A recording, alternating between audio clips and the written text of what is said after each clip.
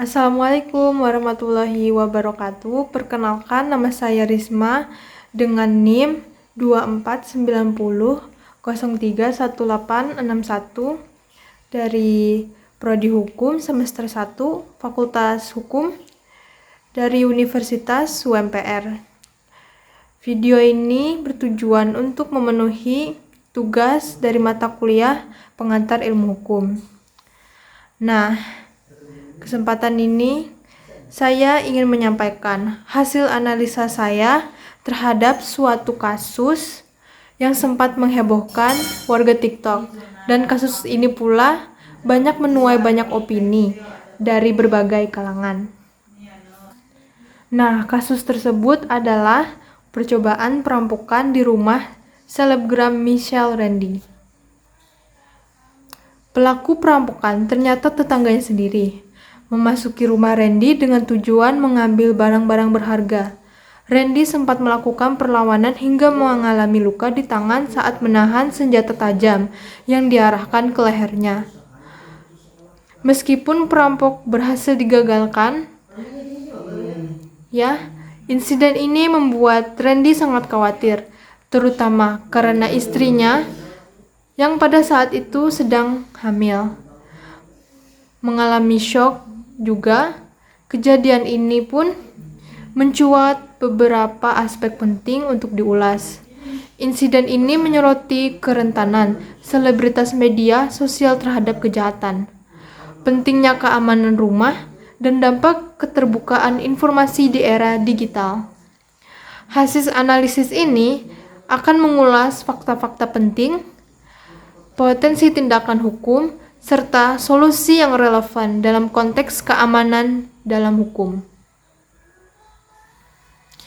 Identifikasi fakta penting. Pertama, profil korban. Michael Randy, seorang selebgram terkenal dengan jumlah pengikut besar di media sosial, menjadikan informasi keberadaan korban diketahui banyak orang, seperti lokasi korban di perumahan mewah. Kedua, percobaan perampokan. Pada hari Minggu tanggal 9 pada bulan Juli 2023 pukul 3:30 dini hari, pelaku mematikan daya listrik yang membuat korban keluar dari rumah untuk mengecek. Di saat itu, pelaku mengambil kesempatan untuk menyerang Randy dengan pisau dapur, namun pelaku gagal melakukan aksinya lantaran korban sempat melawan dan berakhir dengan kabur. Ketiga, viral di media sosial. Kasus ini menjadi viral setelah diunggah oleh Elizabeth, istri dari Randy, di akun TikToknya, mengundang reaksi publik yang beragam. Keempat, penangkapan. Beberapa warga sekitar dan satpam membantu mencari pelaku yang berusaha kabur dari kejaran. Akhirnya pelaku ditemukan dan dikirim ke pihak berwenang untuk mulai menyelidiki insiden dan menggali lebih dalam tentang motif dan perencanaannya. Selanjutnya, tindakan hukum. Yang pertama, penyelidikan awal. Kapolsek Tugu Semarang langsung melakukan penyelidikan dan melakukan riset yang mendalam. Kedua, analisis bukti. Bukti-bukti kuat dari pernyataan korban, warga sekitar, dan satpam yang berjaga. Yang ketiga, motif pelaku. Berdasarkan keterangan dari pemeriksaan, motif pelaku memang murni melakukan pencurian akibat terlilit hutang pinjol, dan pelaku pun merupakan seorang pengangguran. Yang keempat, tindakan hukum. Walaupun korban sudah memaafkan pelaku, namun pelanggaran hukum harus ditegakkan dengan tegas. Pelaku dijerat dengan pasal 365 KUHP tentang pencurian dan kekerasan atau kekerasan terhadap orang lain dengan maksud untuk mencuri. Kerentanan selebgram terhadap kriminalitas. Pertama, keterbukaan informasi.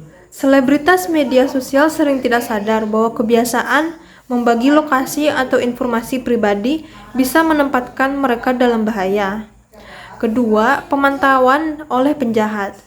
Pelaku kejahatan potensial bisa memantau pergerakan atau kebiasaan selebgram dari unggahan media sosial yang memberikan petunjuk tentang lokasi atau aktivitas.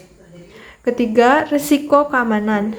Keterbukaan ini meningkatkan risiko menjadi target kejahatan seperti perampokan, stalking, atau ancaman lainnya. Selanjutnya, pentingnya sistem keamanan rumah. Evaluasi sistem saat ini. Menilai efektivitas sistem keamanan yang ada, termasuk kamera pengawas, alarm, dan pemasangan pagar, agar tidak sembarangan orang dapat masuk ke lingkungan rumah. Kedua, peningkatan keamanan. Memang sistem keamanan yang lebih canggih seperti CCTV dengan pemantauan jarak jauh dan alarm yang terhubung ke pos keamanan. Ketiga, pengamanan fisik. Memasang pintu dan jendela dengan fitur keamanan tambahan seperti pengunci ganda atau kaca tahan pecah.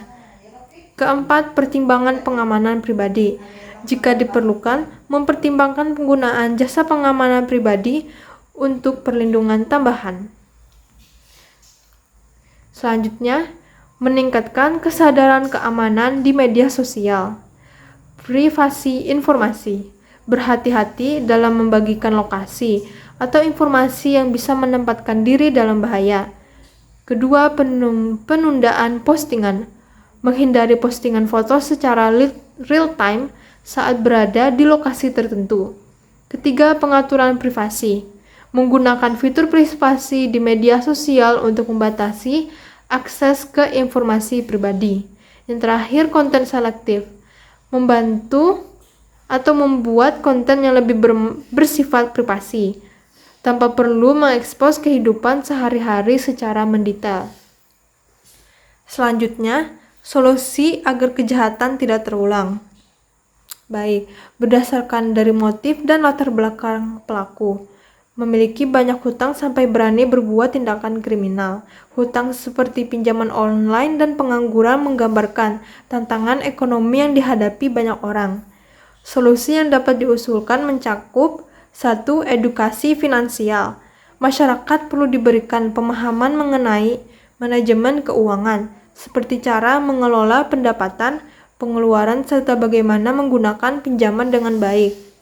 Kedua, program sosial untuk pengangguran. Kasus ini menyoroti masalah pengangguran yang bisa menjadi motivasi tindakan kriminal. Pemerintah atau lembaga swasta perlu memperkuat program pemberdayaan masyarakat, khususnya untuk mereka yang kehilangan pekerjaan, agar mereka bisa memperoleh penghasilan secara legal. Ketiga, regulasi pinjaman online. Pemerintah perlu memperketat regulasi terhadap pinjaman online, termasuk menetapkan batasan bunga, transparansi syarat, dan ketentuan, serta pengawasan yang ketat untuk mencegah praktik eksploitasi. Keempat, konseling utang dan bantuan hukum. Nah, masyarakat yang terjerat hutang, terutama dari pinjaman online, harus memiliki akses ke layanan konseling utang untuk merestrukturisasi pembayaran.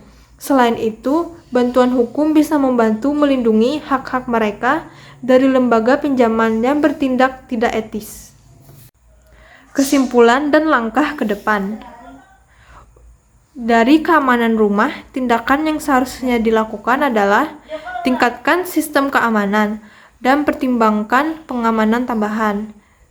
Dari media sosial, lebih berhati-hati dalam membagikan informasi pribadi. Dari hukum bekerja sama dengan polisi dan mengambil tindakan hukum yang tegas. Baik, kesimpulannya saya berikan yang ini. Pelaku perampokan rumah Misha Rendy di Semarang dijerat dengan pasal 53 Junko, pasal 365 KUHP tentang percobaan pencurian dengan kekerasan, yang ancaman hukumannya maksimal adalah 9 tahun penjara. Kasus perampokan di rumah selebgram Misha Rendy menimbulkan diskusi mengenai aspek hukum, sosial, dan moral. Di satu sisi, pelaku seorang tetangga yang menganggur dan terlilit hutang. mencuri untuk memenuhi kebutuhan keluarganya, yang bisa dilihat sebagai tindakan yang didorong oleh keadaan ekonomi yang sulit. Namun di sisi lain, tindakan perampokan adalah bentuk kekerasan yang tidak bisa dibenarkan, dan hukum harus ditegakkan untuk melindungi masyarakat. Meskipun korban memaafkan pelaku secara pribadi, proses hukum tetap diperlukan demi kepentingan keadilan umum. Bagi para selebgram dan publik figur, penting untuk lebih bijaksana dalam membagikan kehidupan pribadi di platform online untuk menghindari ancaman kriminalitas. Sekian dari saya. Semoga video ini bermanfaat untuk orang-orang yang juga aktif dalam bermain media sosial sebagai pengingat bagi mereka-mereka untuk menjaga keamanannya.